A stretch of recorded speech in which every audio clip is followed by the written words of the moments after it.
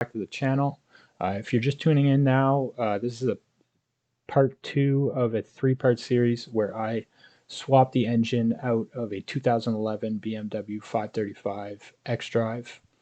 Um, in the last part, we've discovered lots of carnage underneath, and the engine completely exploded. So I sourced out a used engine. You can see it here. I'm just putting it on stand and starting to tear down here. But this engine has around 130,000 kilometers, or sorry, 120,000 kilometers. I think that's around 80,000 miles, give or take. And it was deemed good by the junkyard I was dealing with. Although once it did arrive, I noticed there was a lot of leaks. I was planning on replacing all the gaskets anyway, but it sort of paints a picture of for the health of the engine.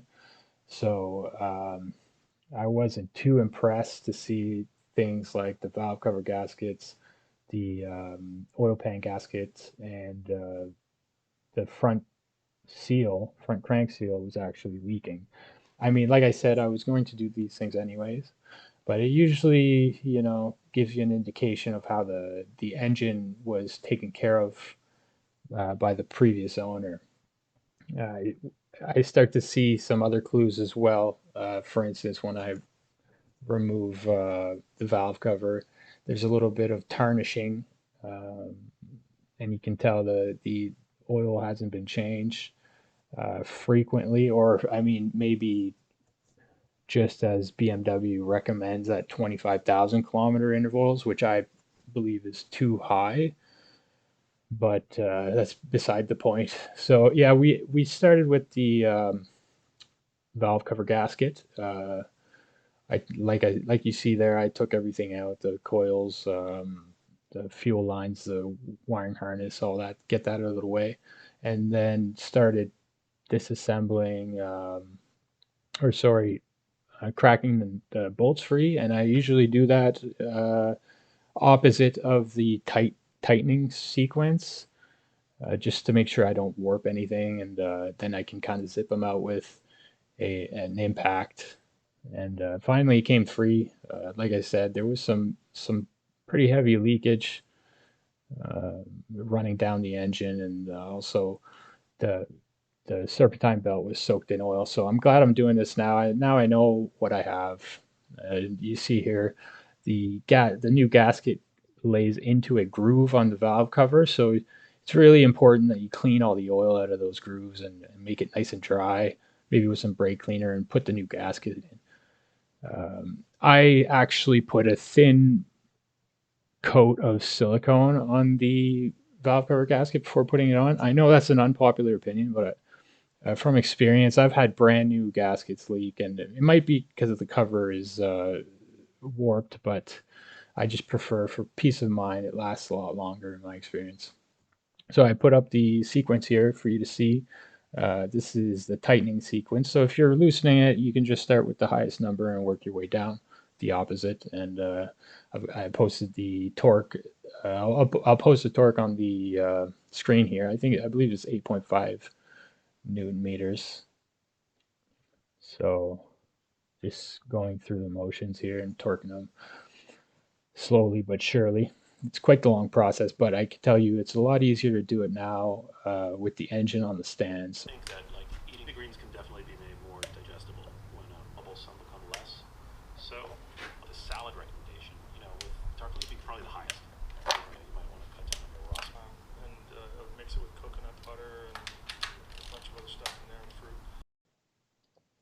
So once we got the valve cover all buttoned up here, I decided to move on to the oil filter housing gasket. This is the first look at the oil filter. I should have done this a long time ago, but as you can see, it's a little brittle. I stuck my finger right through, no problem. It wasn't even one piece. So that's, and again, painting a not the most ideal picture of the health of the engine, but I'm sort of at this point now, and gonna have to install the engine and see how it runs. But at this time, posting this video, actually, the car runs fine. Some issues that I'm running into, not really related to the engine, but we'll get to that another time.